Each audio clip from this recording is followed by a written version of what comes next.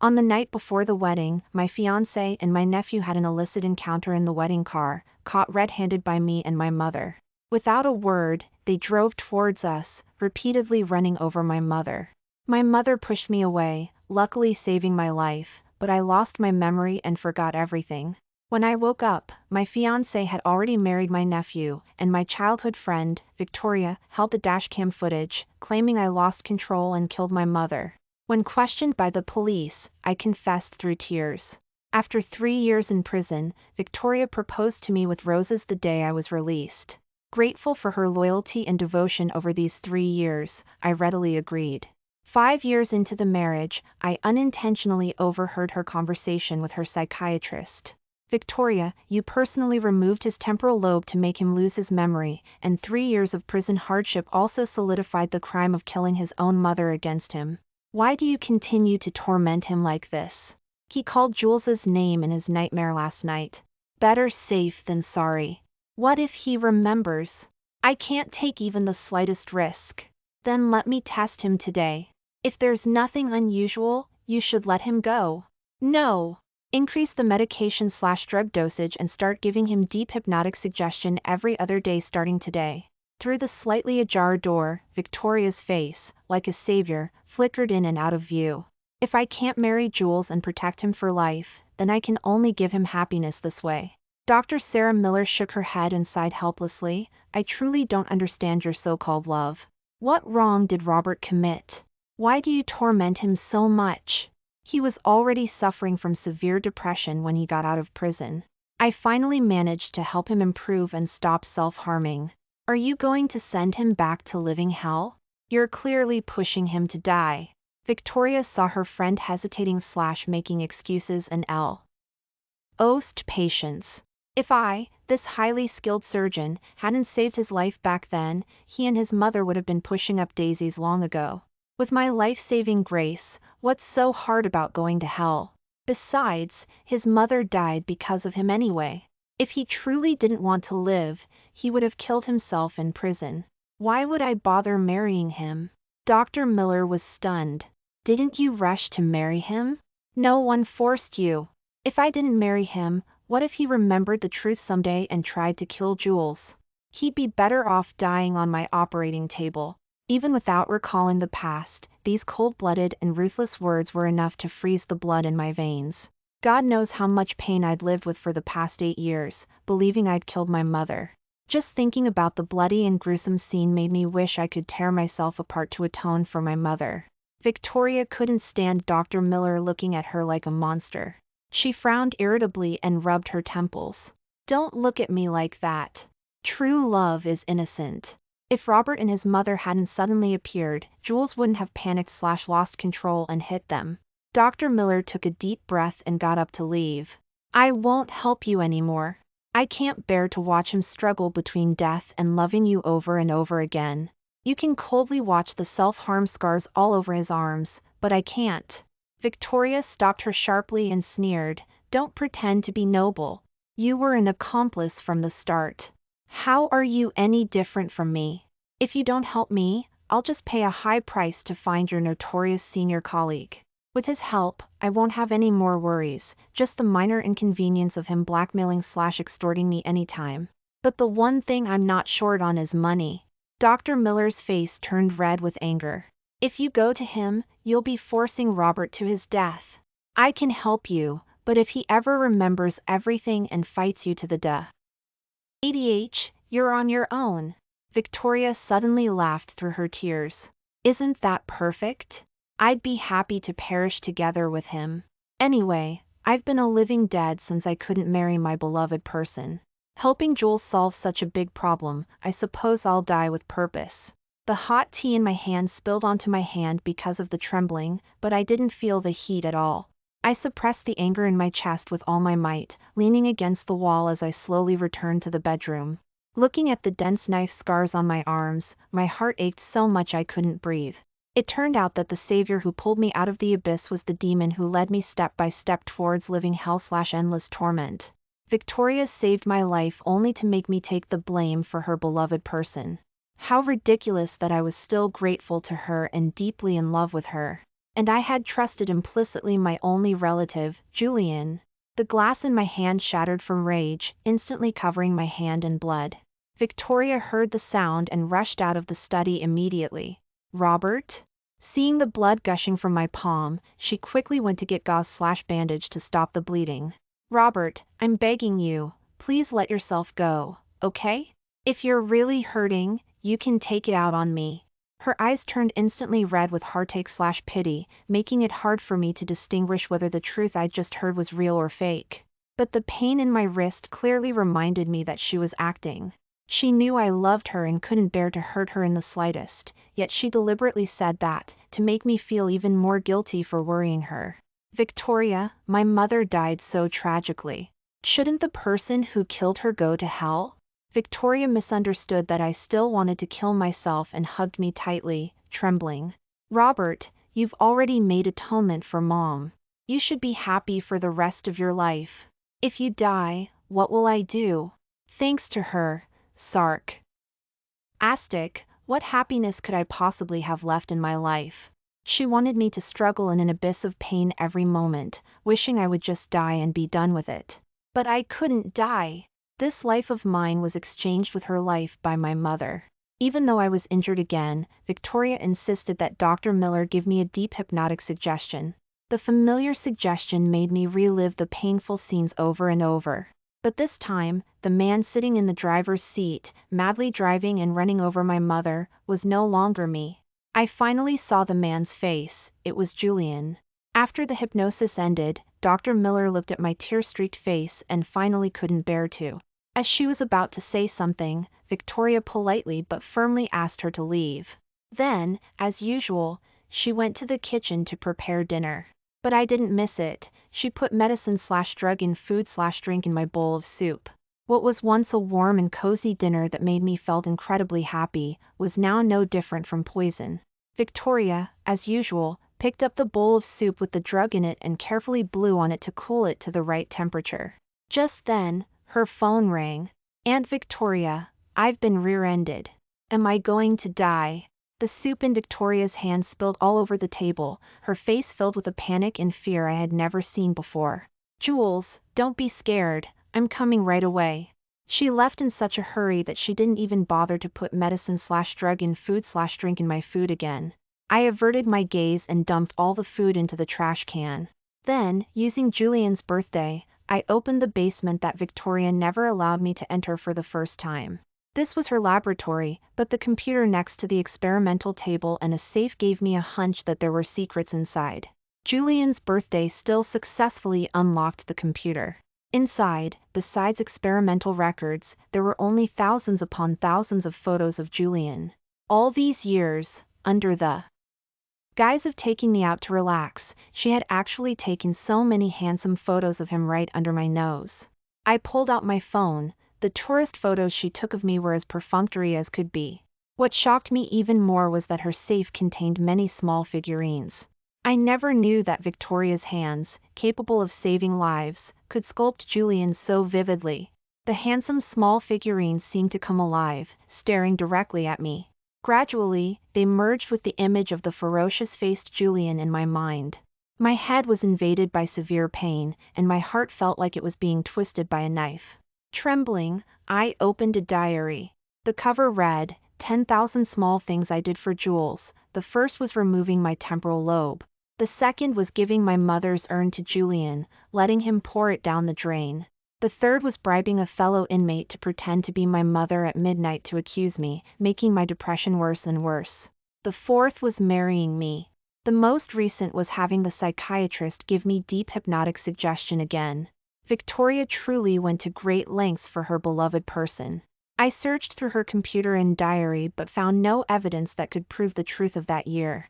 After taking photos of the evidence of her love for Julian, I restored everything to its original state and left the basement.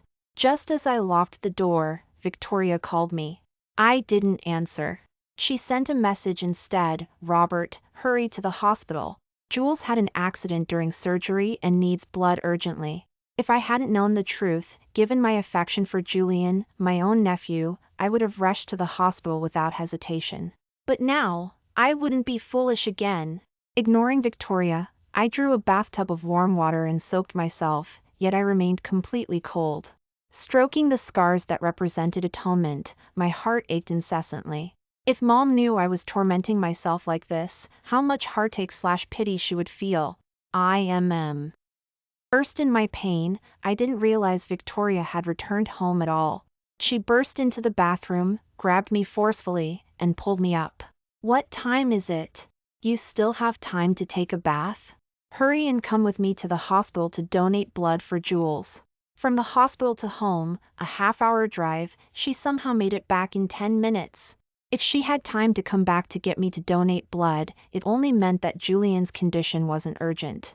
I pulled my hand away forcefully. Why not just use a blood bag from the hospital? Why does it have to be me? You were the one who donated blood for Jules last time.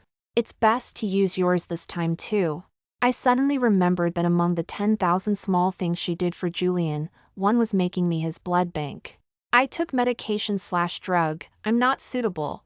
But Victoria didn't care at all. That medication/drug of yours expired half a year ago. It won't affect blood drawing. Whether it didn't affect it or because she had long ago replaced my sleeping pills with vitamins and it didn't affect blood drawing was self-evident. But I was unwilling and blurted out, "How are you sure it expired? What if the residual effect of the medication/drug harms Julian?" I stared at her intently, awaiting her answer. But she just gave me a knowing look. "What's wrong with you today? You've always been especially fond of Jules, your own nephew," she asked as if it were the most natural thing in the world.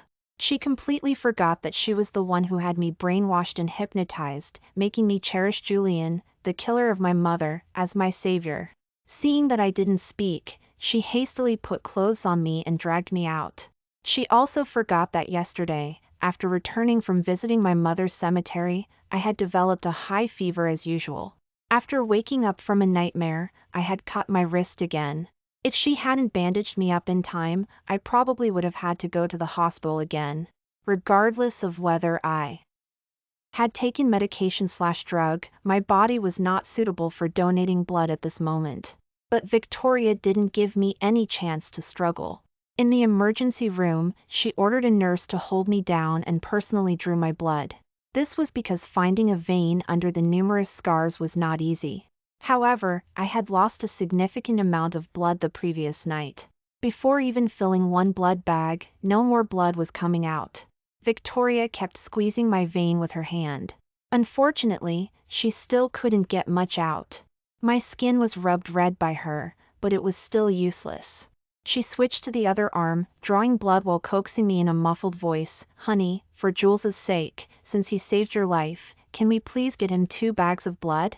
You always say he saved me. Can you tell me how he saved me?"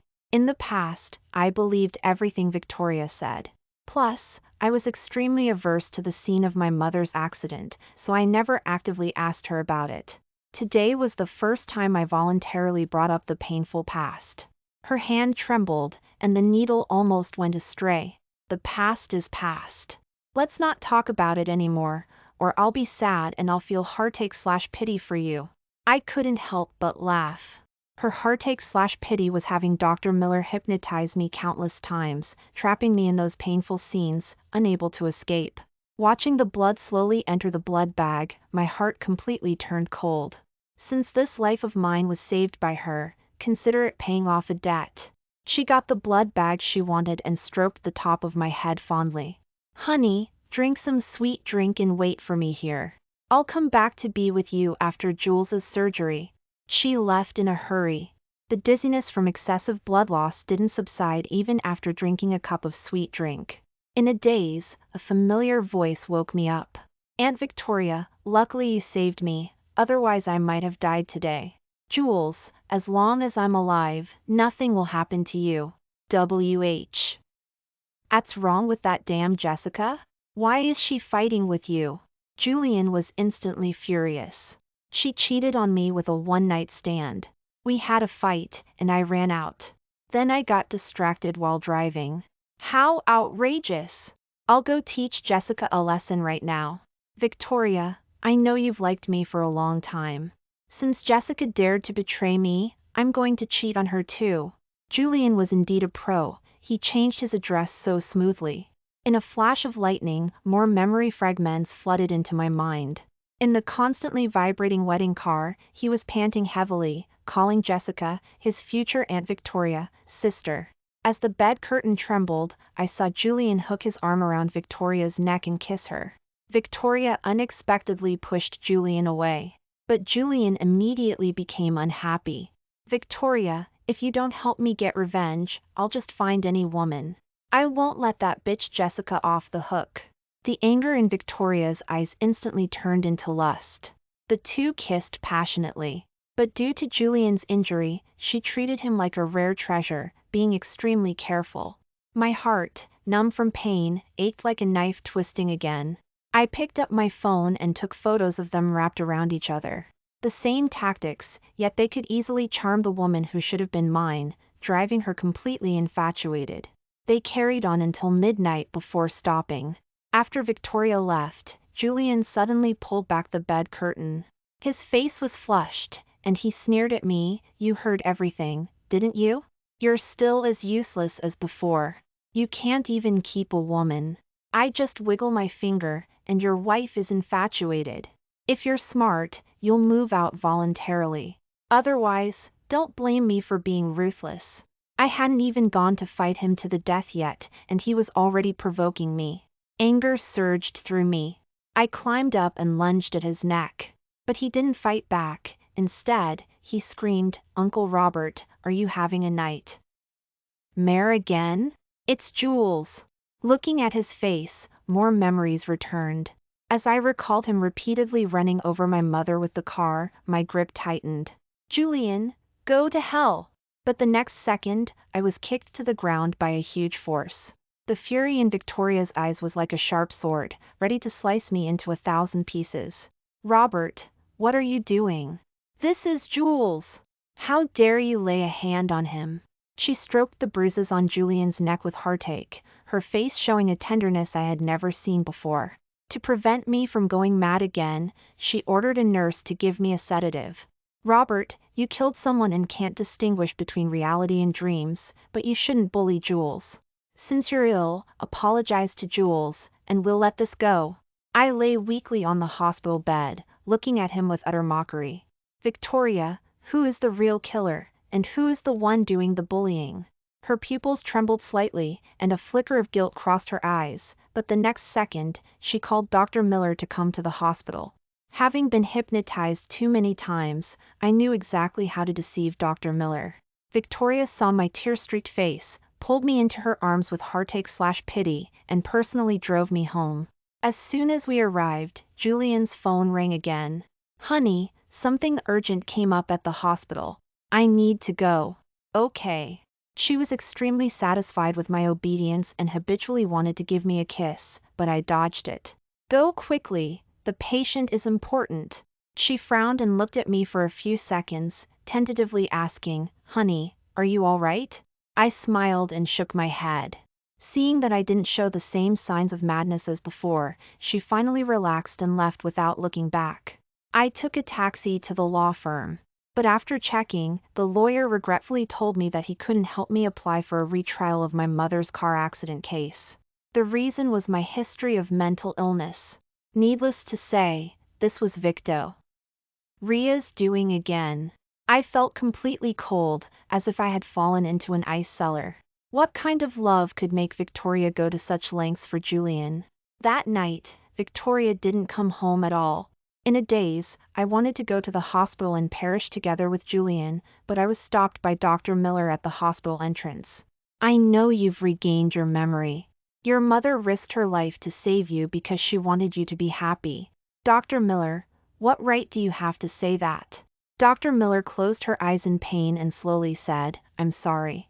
To make amends, I can help you leave and get away from them forever.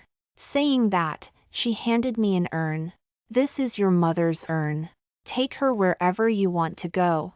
Dr. Miller seemed to understand my confusion and sighed, this is the only right thing I've ever done. Taking the urn, I cried uncontrollably. My mother's dying wish kept echoing in my ears, Robert, live well, Mom wants you to be happy. Back home, I packed my belongings and threw everything else related to me into the trash can. As the sun rose, it was a new day. I left the suicide note on the table and left this home, which felt like living hell, with my mother. As I was leaving, Victoria sent me a message. "Honey, happy birthday. Jules and I have prepared a birthday surprise for you. Come to this address later." Looking at the video of them kissing passionately that Julian sent simultaneously, I replied to him, "Wishing you both happiness." I compressed and bundled the evidence of their affair, along with the evidence of Victoria's love for Julian, into a timed email. After Victoria and Julian tidied themselves up, they waited for my arrival with tacit understanding. But she only received a call from a colleague. "Dr. Victoria, I just saw someone jump into the sea. He looked just like your husband." Victoria listened but didn't seem to care. "Impossible. You must be mistaken. Although he has depression, he wouldn't be willing to die. If he were, given the number of times he's self-harmed, he would have died 800 times already." She was convinced that I loved her, and even if I was in excruciating pain, I would have a strong will to live the moment I truly attempted suicide, due to the pain. She hung up the phone and checked the time, eager to give me the gift in her hand. She had impulsively kicked Robert yesterday, and although she had Dr. Miller hypnotize him into believing he fell, seeing him walk with a limp afterwards still made Victoria feel guilty. If Julian hadn't complained about his wound hurting, she would have definitely iced and massaged Robert last night. She opened the jewelry box and looked at the custom-made watch with diamonds, unable to help but imagine Robert's excited expression upon receiving the gift. Only when facing her was he truly alive. It was as if he only lived for her. In fact, from the moment she saved Robert, his fate was in her hands. She didn't know when she had fallen in love with this feeling, the feeling of being Robert's savior, of being looked up to and adored by him. Even though he was in so much pain, as long as she gave him a little warmth or sweetness, he would live on, full of hope. Victoria's mouth curved up, making Julian beside her green with jealousy.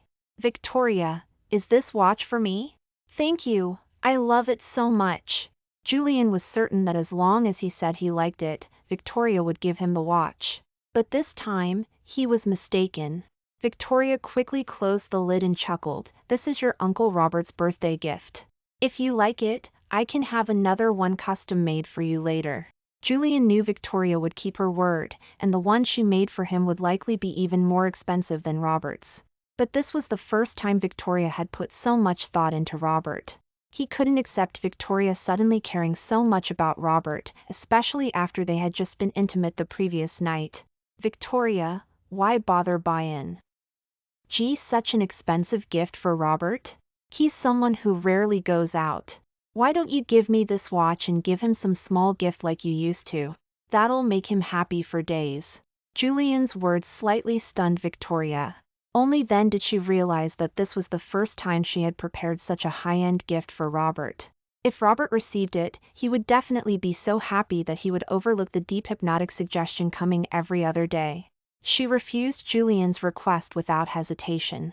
Everything she did was for Julian's good, and surely he would understand, it was just a watch. However, Julian didn't behave as she had hoped, being obedient and sensible. Like before, he shook Victoria's arm and pouted, whining, "I like this watch, Victoria, just give it to me." Julian used to call her Aunt Victoria. Now, hearing him call her Victoria felt inexplicably jarring. "Jules, stop messing around. Your Uncle Robert will be here soon. Don't act so childish." Julian's eyes instantly turned red, feeling extremely wronged. Half an hour had passed since the agreed time, but Robert still hadn't arrived. Victoria didn't see Julian's distress. After calling several times with no answer, she looked at the door of the private room, feeling a strange sense of unease. Suddenly, her phone received an email. Seeing that the sender was Robert, she was slightly stunned. Why would Robert send her an email?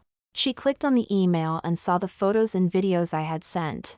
The box in her hand clattered to the floor. "What is this?" She grabbed Julian, her face no longer showing the tenderness she reserved for rare treasures. Julian glanced at the screenshot of his message and didn't feel he had done anything wrong. "Victoria, we were intimate all night. Don't you understand how I feel about you? Robert may be my Uncle Robert, but how can he compare to me? He's a worthless nobody who likes to self-harm to get your attention. Aren't you tired of him yet? Besides, he's a murderer. What makes him worthy of your kindness? Victoria had never expected such words to come out of Julian's mouth. It was wrong of her to hurt Robert. But Julian was the real killer. How could a beneficiary like him have the audacity to say such a thing? She pushed Julian away. What happened between us was a mistake we made in a moment of confusion. We both have our own families. This is not to be mentioned again. You won't use this as an excuse to make me divorce your Uncle Robert. Whether it was her identity, the inexplicable feeling she had, or for Julian's sake, she couldn't accept Robert escaping her control. She called me several more times, and finally got through. But upon hearing an unfamiliar female voice answer, she was furious. Who are you? Why do you have my husband's phone? Hello, I found this phone by the seaside/beach. Upon hearing this, Victoria suddenly remembered the colleague's call about someone jumping into the sea. She felt immense fear and unease. She murmured anxiously, impossible, absolutely impossible. Robert couldn't possibly have jumped into the sea. She asked for the address and was about to go find me. But Julian held her back, not letting her go. Victoria, Robert wouldn't kill himself. If he wanted to die, he would have died long ago. Why would he wait until today? But Victoria knew how much I loved her. Now I knew that she had always loved Julian from beginning to end, and she had been intimate with Julian right next to me. She dared not imagine if I would give up on life completely because of this. Holding on to hope, she rushed to the location of the incident. Because it was a remote area, there were only a few witnesses. Only one drone footage captured the video of me jumping into the sea. Watching the video of me jumping into the sea, which had already caused a sensation online, Victoria was completely stunned. Even though the video wasn't clear, she instantly recognized that the person okayed exactly like me. Coupled with the phone I had deliberately left behind, she was almost certain that the person swept away by the sea was me. But she didn't want to believe this cruel truth. She ran red lights all the way home. The moment she pushed open the door, her heart stopped. She had only been away for one night, but the house felt empty. She called out my name, searching every room, but couldn't find any trace of me. Instead, there was no longer any sign of me in the house. She felt like her world had collapsed. Upon seeing the suicide note on the dining table, she trembled violently. Robert, you wouldn't leave me, you wouldn't.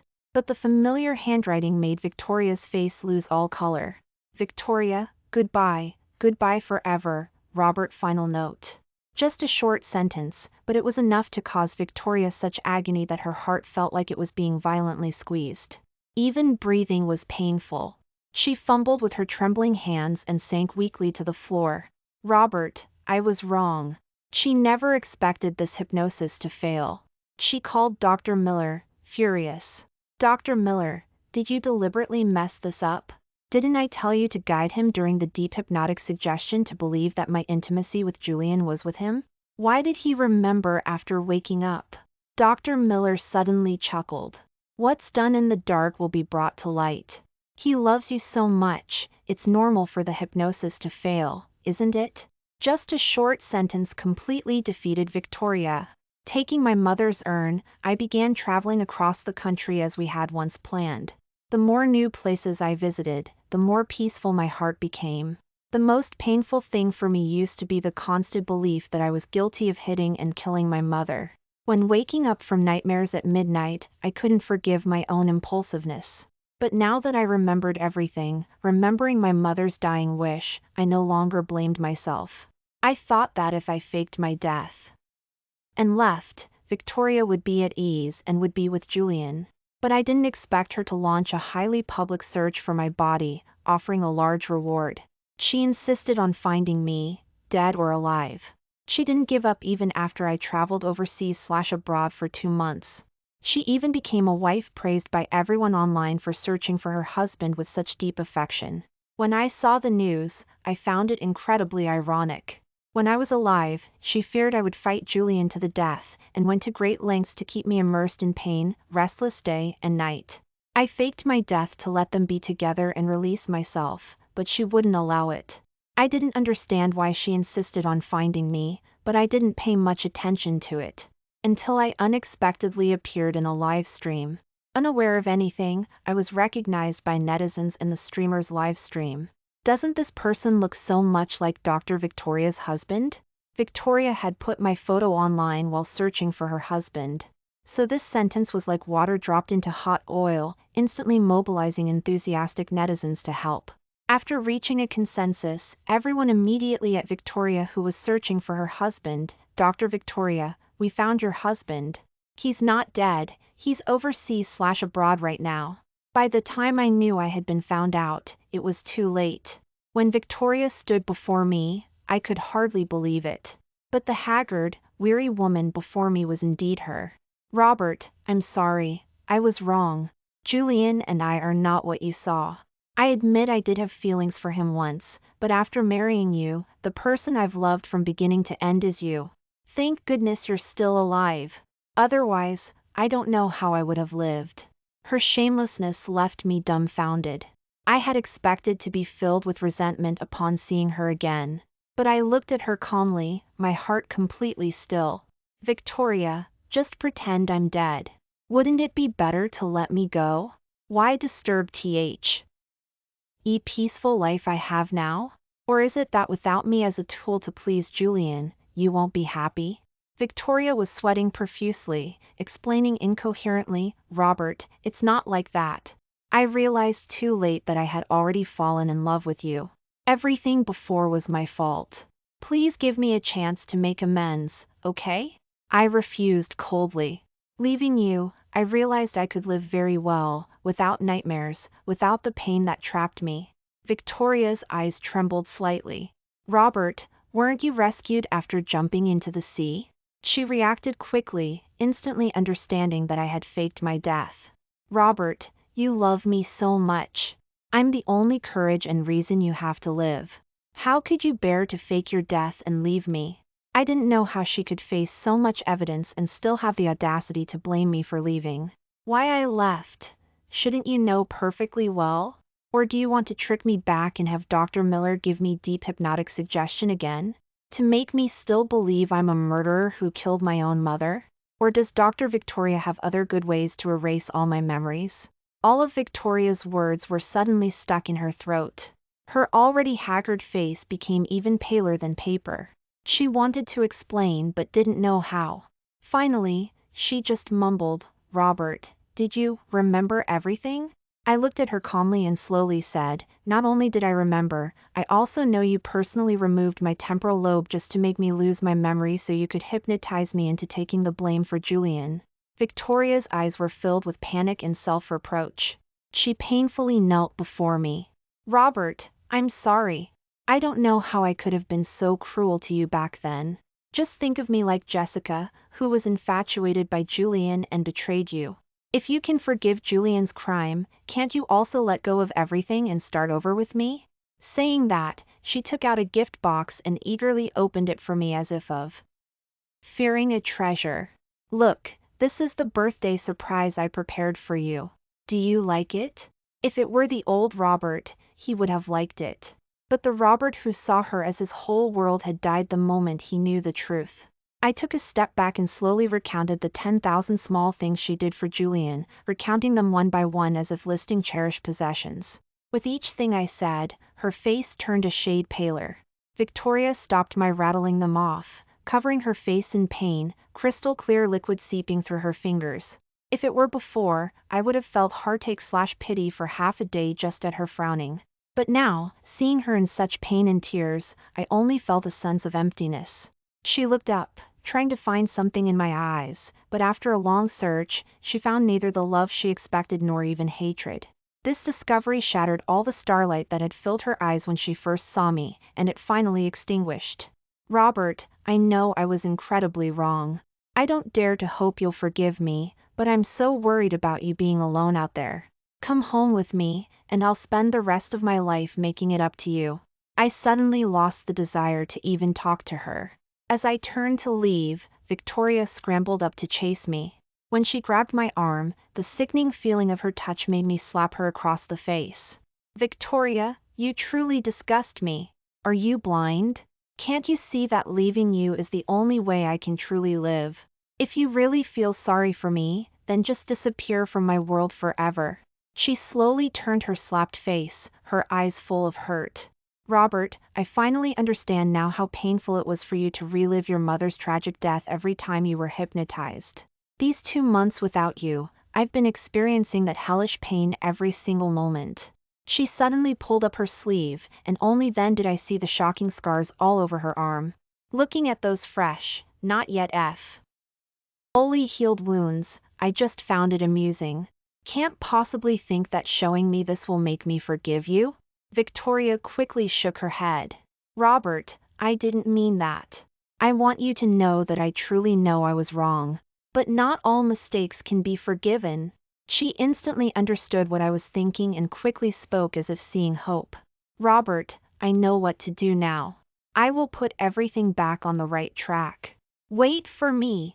She eagerly called Dr. Miller, first proving that I didn't have a mental illness, and then contacted the lawyer from back then to apply for a retrial of my mother's car accident case. Not knowing what was said on the other end, her face was filled with anger. No matter how much it costs, Julian must be brought to justice. But the lawyer said that the evidence was conclusive back then, and the statute of limitations had passed, so a retrial was not possible. Victoria then pleaded with me to return to the country with her. Robert, come back with me. I will get justice for you and your mother. I shook my head and refused. She was no longer worthy of my trust. I didn't know what trap awaited me back in the country, especially since she loved Julian so much. If it were just simple affection, no one would go to such lengths for another person. After I refused her, the pain on Victoria's face was undeniable. She looked at me deeply, as if gazing at the love of her life. Robert, then wait for me here. Give me half a month, and I will definitely put everything back on its original track. She bought a plane ticket and left. I also bought a plane ticket and took my mother to our next destination. I didn't want her to keep using netizens to find me, so I directly posted all the evidence of her infidelity online. Her image as a loving wife immediately collapsed. Even Dr. Miller personally came forward, apologizing to me remotely in front of numerous netizens. Robert, I'm sorry. I didn't respond to her apology. She then actively helped me appeal to netizens not to expose my whereabouts anymore. While netizens cursed Victoria to hell, they helped me erase my online traces. When Victoria went to Julian and told him to turn himself in, Julian thought Victoria had lost her mind. Victoria! Are you kidding? Robert killed his mother himself.